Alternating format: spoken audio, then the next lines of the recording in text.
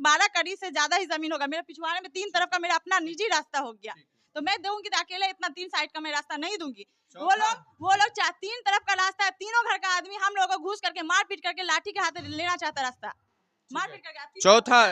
चौथा और अंतिम सवाल, बगल में चौथा तीसरा वाला पॉइंट पे आंगनबाड़ी चलता है, तो आंगनबाड़ी सेविका सहायिका को आप लोग गलत लैंग्वेज से बात करती हो? नहीं, आंगनबाड़ी ये करीब 1 साल या 1.5 साल से स्टार्ट हुआ है, और सहायता से बात करने की कोई ऐसी बात नहीं है। मेरा घर खपड़े का है, पुराने जमाने का 1932 का बना हुआ है। वो पुराने जमाने पे बैडमिंटन वगैरह खेला जाता है, तो बच्चे को बोला जाता है बाबू यहाँ पे खपड़े का थोड़ा सा छत की तरफ घिसिक करके खेलो। तो उसके लिए जो है ना, गनी रायन का बेटा जो है, बासित जो है, हाफिज कुरान है, वो मेरी माँ को उल्टा सीधा गाली देता है। तो इसके लिए मैं पेंटर को फोन की, उसके बड़े लड़का को, कि क्या हुआ है, क्या तुम्हारे भाई की तबीयत खराब है, क्या है, बड़ी इंसान के साथ बेइज्जती के साथ क्यों बात किया जाता है? वो उल्टा सीधा वही लोग किया जाता है झगड़ा, हम लोग के घर पे नहीं है।